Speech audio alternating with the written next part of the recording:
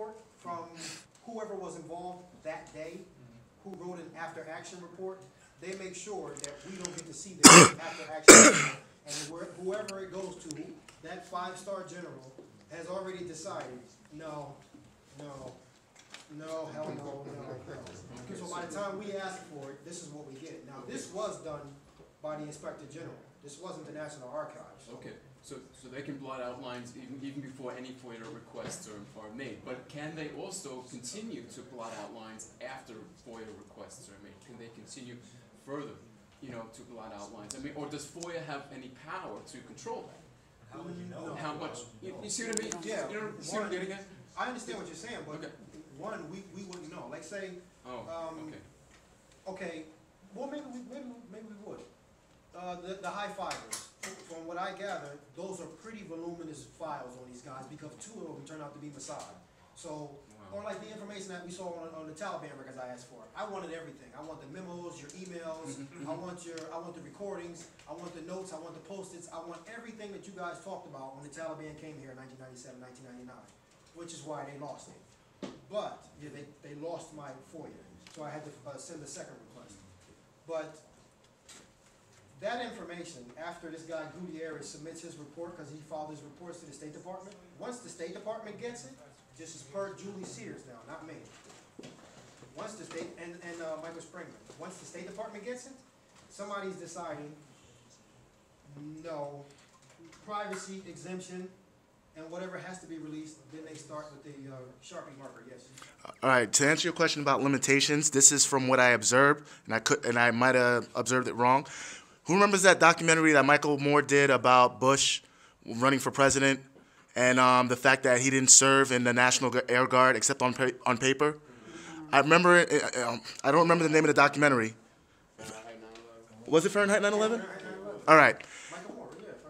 All right, he showed a document that was redacted that was Bush's records, right? Then he said what they failed to realize is before he even ran or before he even, it was made a big issue. He pulled every single record about Bush and he had an unredacted copy of his National Guard. It's called a DD-214.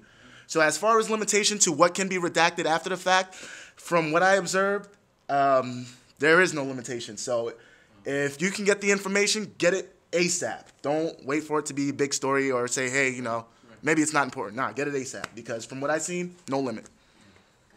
Yeah. What qualifies something to be, that you can look it up? What qualifies it? How minute or how major? Like, does it have to be in the public?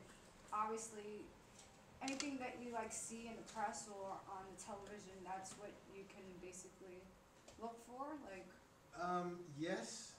And no, and it's because I was late and rushing and I'm glad you brought that up. A clause in the Freedom of Information Act request says that every government agency has to publish in a publication called the Federal Register. They have to publish in the Federal Register. In other words, they have to make a concerted effort to tell the public, we just did this report about the CIA shooting a plane down. You can't have it, but we just did this report. And this information will be on our page. So they have to tell us about any and everything. They have to tell us, and they have to tell us where it is on their webpage. They have to tell us we have access to it. They have to tell us what form it's in. It's electronic, how do we get it or whatever. So they have to tell us about whatever's going on. That's the requirement in the clause, in the Freedom of Information Act clause. But remember, the signing statement LBJ signed and the amendments to the Freedom of Information Act 1996, 2007.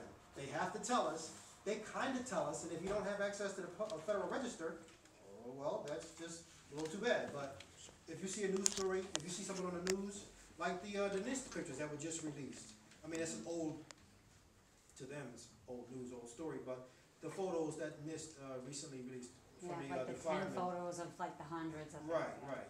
So if you want those photos, then you submit a FOIA to NIST, And that's exactly how that happened. Right, Because the people went and said, we want to see these pictures that NYPD took of the whole site aerial shots from that day. We have the right to see those. They took hundreds upon hundreds of pictures. Somebody was able, by Freedom of Information request, able to get them to release. They only released 10 photos, but it's a start. It's better than nothing. Actually, shockingly, that somebody was a reporter from the New York Times. Times and a few other reporters. I was stunned because these are the same people who decided to give Bush an 18-month head start and not give us any information. So, Any I other hope I didn't bore the questions hell for out of you, Vance, or- folks. Where do we go to access the Federal Register? Federalregister.gov. Anytime you have a question, you start with Google or ask.com. You punch in whatever the question is in your head, and ask that exact question into Google. And if it doesn't return a hit, then you may have to improvise or change a few words, modify your search.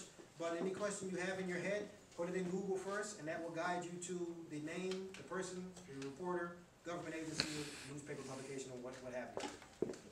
That was for me, a little bit long-winded, but thank you. We're also gonna leave a list, if anybody didn't get Vance's email address, if they want it, we'll leave it out, but also, if you wanna leave your email address for him, and you wanna get some information from him, you can contact him. Before he wraps up, before everybody kind of disperses, there's kind of something important that I wanna share with everybody, and I find that so many of us say, what? I don't know what's going on with this, wait, what's going on with NYC Can? So, many of you know NYC Can had tried to submit 80,000 signatures to the city clerk to try and get a referendum on the ballot so people could vote for an independent 9/11 investigation. They shot it down, of course they did. So now what they're trying to do is get the city council to open up its own investigation into the collapse of the Solomon Brothers building, because we know that the government story kind of doesn't hold any water, and we're trying to say, well, for the safety of New Yorkers, we have all these high rises going up, we need to know what happened, because we don't want anything like that to happen again.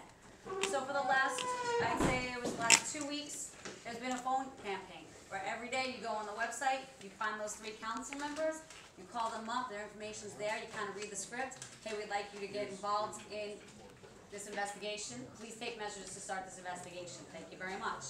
Wednesday is a really big day, because just like there's a majority leader of the Senate and the Congress and the Speaker of the House, there's almost like a Speaker of the House in the City Council. We're gonna be calling her Wednesday, people are calling from all over the country. We need people to log onto that website on Wednesday especially, I mean, if you could do it ASAP, just to see what it's about, that's great. If you don't have the time between Wednesday, please log on Wednesday morning, nyccan.org, and look up her name, get her info, and just make the call. Tell everybody you know to make the call. If you're concerned or you care about trying to hold these people accountable, will it work? Who knows? It may not work, but they have to hear our voices. They have to keep hearing our voices, and we can't shut up, so we have to try everything possible. So if everybody can do their due diligence and make 1 phone call on Wednesday, take 2 minutes to do it. If you can make 3 phone calls on Monday and 3 phone calls on Tuesday, every day the information is there on the site, and it's really easy for you to do. I want to thank Vance for coming, for sharing all this information.